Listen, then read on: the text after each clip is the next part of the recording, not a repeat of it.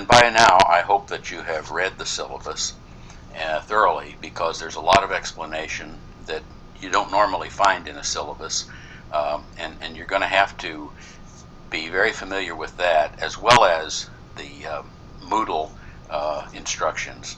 They're very complementary. You can't expect to do a good job without understanding both of them. So let's move ahead here.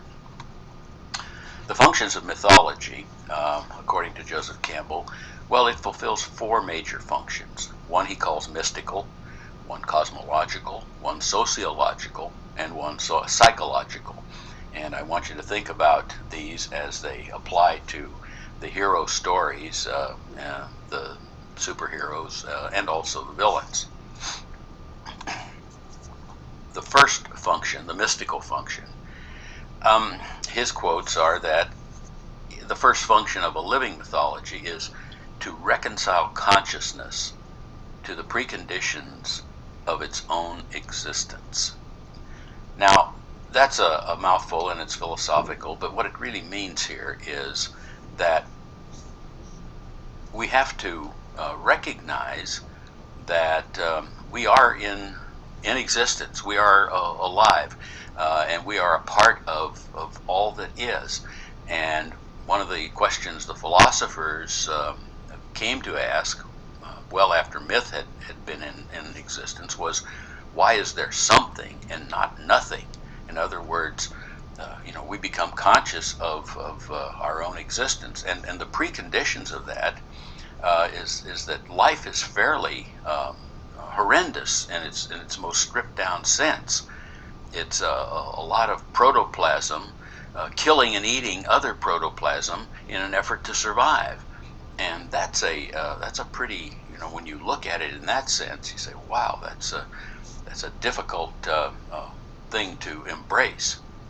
One of the other functions of this the mystical function is to evoke in the individual a sense of sort of grateful affirmative awe before that monstrous mystery of existence, and it is to say we're here, and so how do we cope? How do we exist? How do we get along? And in order to appreciate these questions and these functions, you've got to think back to a time before we had volumes and volumes of philosophical and religious texts that would give views on this and explanations on this. It's not something that we really easily can do, is to transport ourselves back in time to when myth was the main educational tool. We didn't have libraries, we didn't have schools, we didn't have philosophers.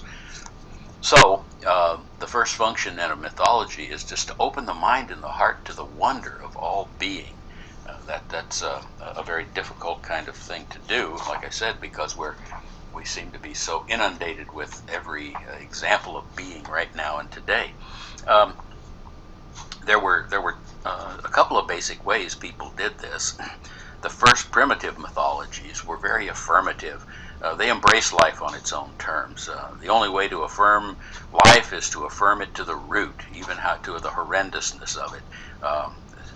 Like I said, life appears at that time in that primitive way to be a pretty monstrous thing. And if you're going to live, you've got to live this way, which is to say, you have to live within the traditions of the tribe. So that's one of the first functions of mythology. But about the 8th century BC, there was a great reversal. People couldn't affirm the daily horror of life, the kind of the tenuousness of it. And in some sense, this foreshadowed Schopenhauer, who said life is something that should not have been. And by that he meant, of course, if all life is that killing and eating other beings, then that is a pretty horrendous thing. But as we know, life is more than that. But at any rate, after the 8th century BC, there was a sort of withdrawal from life, and around about that time, we saw the rise of Buddhism and the sort of the monastic or the again, the religious withdrawal. There was a third system that emerged about the 11th, between about the 11th and the 7th centuries BC. Zoroastrianism, or Zarathustra was the prophet of that religion, and it postulates a restoration of the world by a war between the powers of light and the powers of darkness. And by favoring the good against the evil in our lives and deeds, will gradually help restore this lost world. It's very similar to the Christian tradition that came along 1,000 years later. So this is the third position that offers an alternative mythology. Through certain kinds of activity, we can bring about a change through prayer, good deeds, some other activities or rituals. We can change the basic preconditions of life. So in that way, you affirm the world on the condition that it follows your notion of what the world should be. This is kind of like marrying someone in order to improve him or her. It's not really marriage. So, mythologies present games to play, how to make believe you're doing thus and so. Ultimately, though, through the game you experience that positive thing of living meaningfully. That's the first function. The second function is cosmological.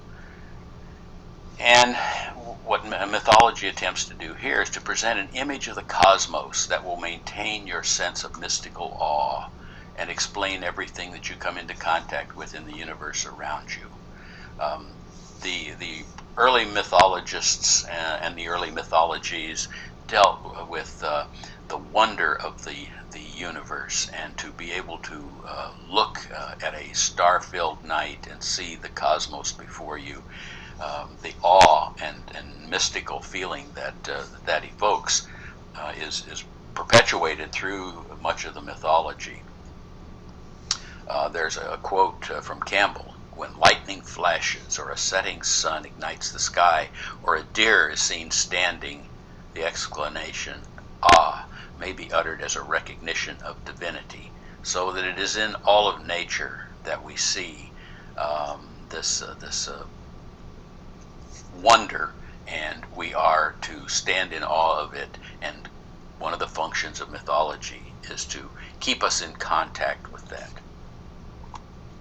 The third function is sociological, and this is to validate and maintain a certain sociological system. Mythologies do that. They provide us with a shared set of rights and wrongs, proprieties or improprieties, on which our social unit depends for existence. In primitive times, it was a tribal sort of thing, and as we have moved into a more, I suppose, civilized order, we very much look to religion to have done that. The rights and wrongs, proprieties and improprieties of established religions gave a certain order and design. You might think of the Ten Commandments of Moses. Basically, these were do's and don'ts to organize a ragtag group of people wandering in a desert for a lengthy period of time, and it was a way to bring order and to give a certain cohesion to that group. So that sociological function is still being carried out today. In many senses, we do it with government, the nation state, and it has modified itself over time. But we even have governmental myths, if you think about it. So many in the United States, the stories of George Washington chopping down a cherry tree, which is mythological, throwing the silver dollar across the Rappahannock River. These are sort of myths that have given a character to our great figures of history, and have sort of undergirded the way we regard and accept our government as a function to maintain order in society. The fourth function is called the psychological function. Could also be called pedagogical, that is, it's a teaching function. And what it does is myth is meant to carry the individual through the stages of life, from birth through maturity, and through senility to death. These stories are stories of going from childhood, where we are in strict, to I suppose we would in some ways talk about adolescence, when powers are being gained and limits are being tested, into responsible adulthood, and then into old age, and then through the dark door of death. And the myths give us over time given us a kind of a roadmap, the stories of heroes who have done this and gone before. This psychological function, myth, is to carry us along in accord with the social order, with the cosmos, and with the whole mystery of life and being. Well, of the four functions, where are we sort of today? The second and third have been taken over by secular orders. Cosmological is ruled by science. All you have to do is look at the images of the Hubble telescope. Certainly they do, I think, reach into our psyche in a mythological and awe-inspiring fashion. But nevertheless, it's the laws of science that are the working hypotheses of this order. The sociological is pretty much ruled by government today. We don't regard the laws, most of the laws we live by, as divinely ordained, although if you do look at some of the Islamic countries, they are trying to establish what you would call a divine or God-centered society. However, in most of the Western world that we're familiar with, our governments are secular, and the laws come from the will of the people usually. If we look at the first and fourth functions, they do still play a role. The first, that is to sort of look at existence, life, our own being. There are three attitudes, as I said before. You can affirm life and say, this is it, I'm here, you only go around once, live it with gusto, take the good, the bad, just do the best you can. That's one attitude. There are those who want to withdraw from life. It's horrendous. It's not something that is to be participated in. And very often this is what happens with the monastic communities. Those who become monks and nuns are withdrawing from life and attempting to better themselves without regard to the rest of existence, so to speak. And then there is the idea of, okay, you can affirm life and say, being and living and existence is a good thing if it follows our notion of what it should be. And that is, well, in a Christian environment, that pretty much says that we are trying to shape a more perfect world and create a better existence for all being and all mankind. That's the party line, at least. If we look around, there's a lot of evidence that we don't do any of those three. We just stand around rather confused and seek our own pleasures. So these are the major functions, and this is kind of where they are today. Think about them as they relate to the heroes and villains that this will be encountering in this course. The fourth function, psychological, is also pedagogical, and I think that this is an important one. It is to bring a child from infancy through adolescence to maturity and self-responsibility. And then, of course, to help the aged to become disengaged from this life, which they will have to leave behind. But the key thing here, to bring the child from infancy up to self-responsibility, this is the hero's journey, and we all have to go through it. It is in both microcosm and macrocosm. You can see it in the life of every individual, but then you can see it writ large in the lives of some of our more well-known hero figures. You might think of the villain as the one who has failed to do this, and the hero is the one who has in fact succeeded, putting behind